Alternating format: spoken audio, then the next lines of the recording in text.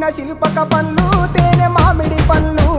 తీయంగా దిందామె తీరొక పండ్లు చిలక నేరేడి పండ్లు కాబోళ్ళు ఇచ్చిన మక్క కంకులు అవి పాల కంకులు కాల్చుకొని తిందాము కందికాయలు పచ్చి పల్లికాయలు గుజారి గుజారి మామిళ్ళ కిందో నల్ల మామిళ్ళ కింద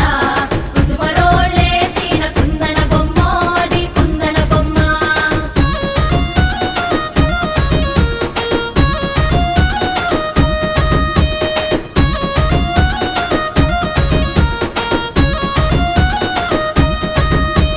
బెస్తలు పెట్టిన పచ్చి చేపలు అవి వట్టి చేపలు